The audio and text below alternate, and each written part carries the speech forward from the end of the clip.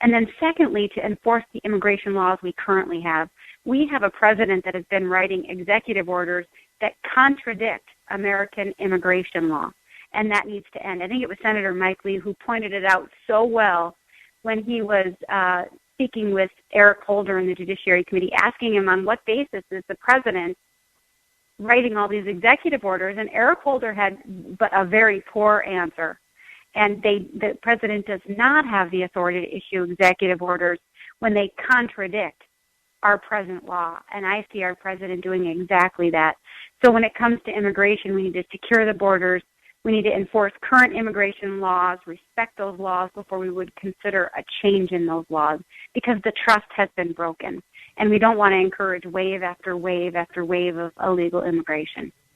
We talked a little bit earlier about contrast, and Sarah Palin notices that difference between yourself and Frank in calling the race, if you are indeed the nominee, a clown versus a mama grizzly, as we mentioned, an Obama 100%er versus a Blue Star mom, a talker versus a doer, and a liberal Obama rubber stamp legislator versus a proven conservative fighter. So nice praise from the governor and a clear choice for Minnesota. I got to ask you this. What's with Minnesota? You know, it seems to be feast or famine sometime. You get real nuts like Frank and Jesse Ventura, and then you get proven leaders like Michelle Bachmann and here yourself. We need more of what you offer.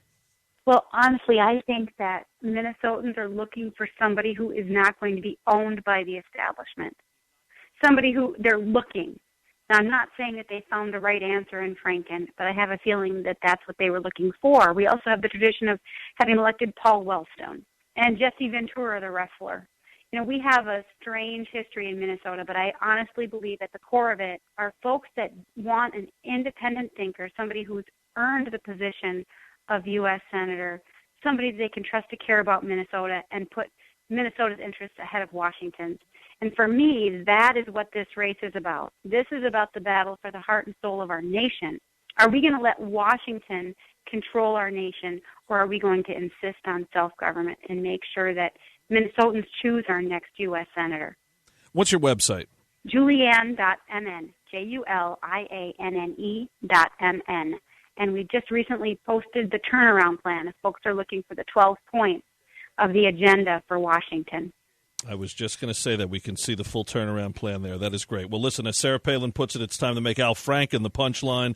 Julianne Ortman is the choice. She's good enough, she's smart enough, and doggone it, people like her. We like you a lot, Julianne, and we wish you the best, and thank you for being here, Senator. And we hope to talk to you again as you get that nomination and head toward the general, and then after you get rid of Franken, you're welcome here anytime. Kevin, thank you so very much. Have a great evening. For more, go to Julianne.mn.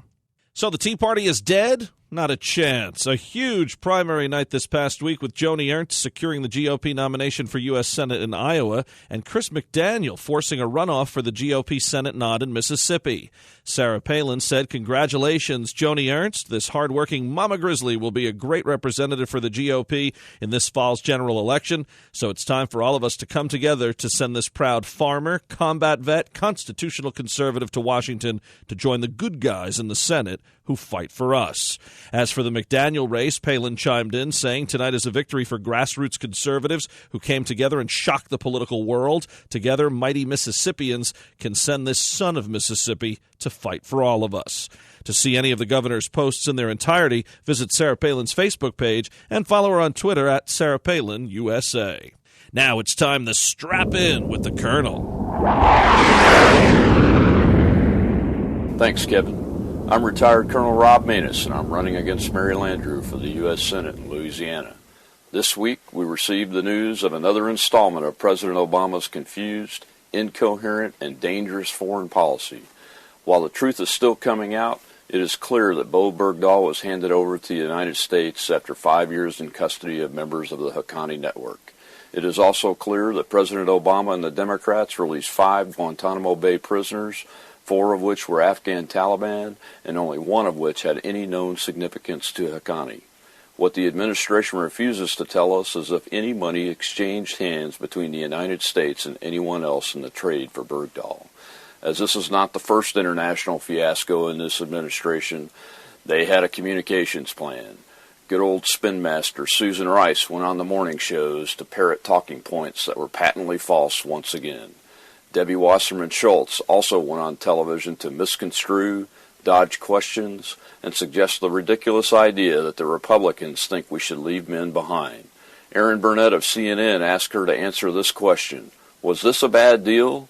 She refused to answer the question and ignored the main concern, which is that we released 5 top Taliban commanders and may have funded the very terrorists thousands of Americans have sacrificed their lives to defeat. The root of the problem may have slipped out of President Obama's own mouth this week when he referred to the people's federal government as my government. It is disturbing to hear a public servant refer to our government this way, and that's why we need more citizen legislators and fewer career politicians in office. That's why we, the people, need a majority in the United States Senate. My campaign continues to travel the state and meet the voters who are eager to elect a non-politician, someone who is not going to be controlled by the party bosses. They want one of us to take this seat, and that's what we're going to do with your help. You can find more information on robmanus.com to help us achieve victory. This is Colonel Manus for Mama Grizzly Radio. Join us again next week for another segment of Strappin' with the Colonel featuring Rob Manus on Mama Grizzly Radio. For more on Colonel Manus, head to robmanus.com. That's ROBMANESS.com. It's time for Commonwealth Common Sense with Susan Stimson and Kevin Scholla. Hey, Susan, how are you? Kevin, I'm doing great, just a little bit tired, having just returned from our convention here in Virginia that we had and nominated Ed Gillespie as the Republican nominee for U.S. Senate to take on Senator Mark Warner. Yeah, a lot going on across the country right now with these nominations in some states and also some primaries already in the books, obviously, but interesting things happening as well. People who wanted to put the Tea Party to bed, well, not so fast. You see what's happening with Chris McDaniel in Mississippi forcing a runoff and some other successes across the country. So interesting times. It is. If you can watch just what happened in the state of Texas, that was kind of an upset win there over the lieutenant governor who was vying for the nomination.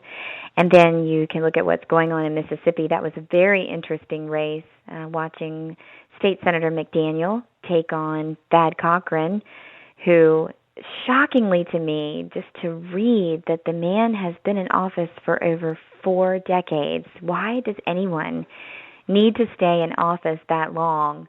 But it was very interesting to see that McDaniel did just slightly edge him out, but neither one hit 50%, so there's going to be a runoff. And then here in Virginia, we saw Virginians come together, the Republicans that met at a convention in Roanoke around Ed Gillespie. He did have 3 other opponents, but those 3 opponents had not really matched him in any type of fundraising or campaign, although it wasn't an overwhelming win for Ed Gillespie. It was a unified win. And then on Tuesday, we have Congressman Eric Cantor here in Virginia, who is battling right now a primary challenge from a conservative economics professor, that they're going to be battling it out for the Republican nomination. Now, whereas McDaniel, endorsed by Governor Sarah Palin, of course, really having a shot there in Mississippi and people behind him getting excited, what's the feel in Virginia with the Gillespie nod? I think that with the Gillespie race and with the Cantor race, you have 2 different dynamics that are going on. One, you have Gillespie, who will be taking on Senator Mark Warner, who's very well funded, and Ed Gillespie certainly has the ability to raise a lot of money.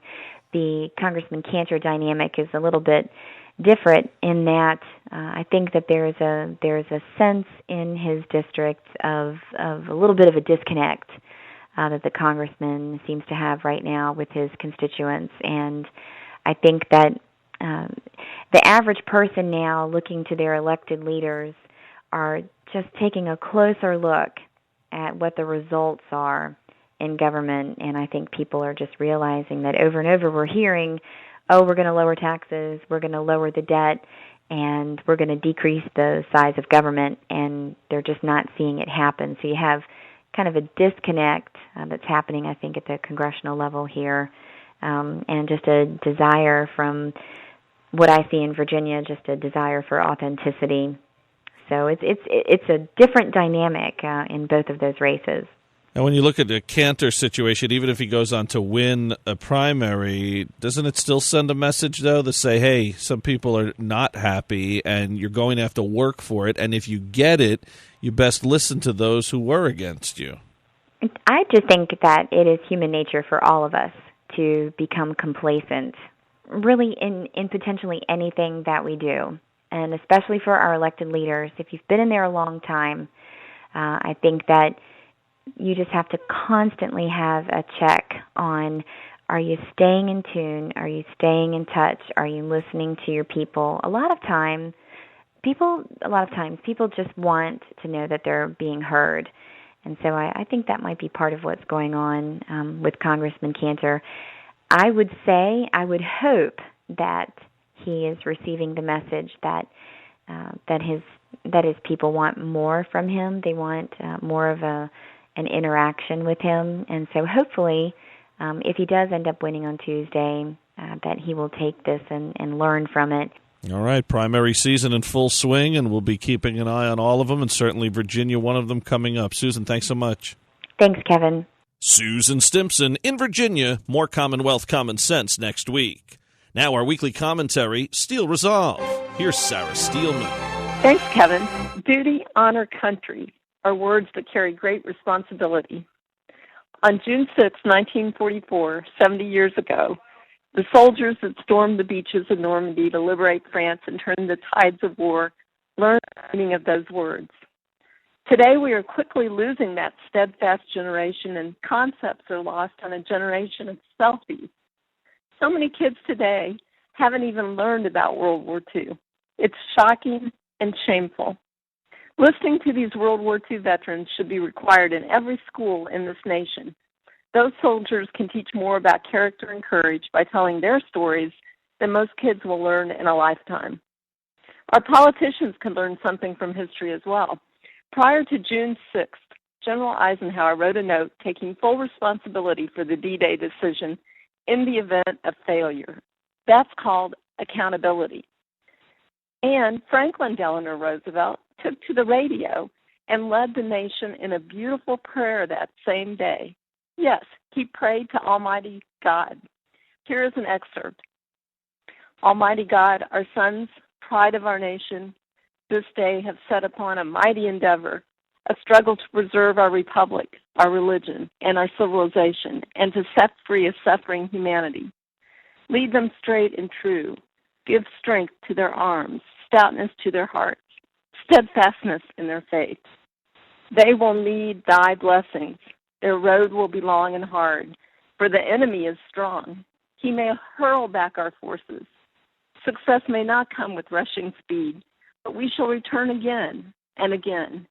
And we know that by thy grace and by thy righteousness of our cause, our sons will triumph. Can you imagine the outcry from the left if President Obama did that today? We desperately need leaders today like General Eisenhower and President Roosevelt and the men who courageously stormed the beaches of Normandy to restore and preserve freedom. We need leaders who once again understand and commit themselves to the responsibilities of duty, honor, country. This is Sarah Steelman for Mama Grizzly Radio. Tune in again next week for another segment of Steel Resolve right here on the Palin Update. The Palin Update, including Strap In with the Colonel, Commonwealth Common Sense, and Steel Resolve, is on demand and available for download. So just head to mamagrizzlyradio.com, pick the show you want to hear, and you can listen anywhere, anytime. Well, that'll just about do it for this edition of the Palin Update on Mama Grizzly Radio. Visit mamagrizzlyradio.com for continuing coverage of Governor Palin. Also follow along on Twitter at Mama Grizz Radio, at Kevin Schola, at Rob Manus, at Susan B. Stimson, and at Sarah_Steelman. And I'm doing some writing for Breitbart News. Just go to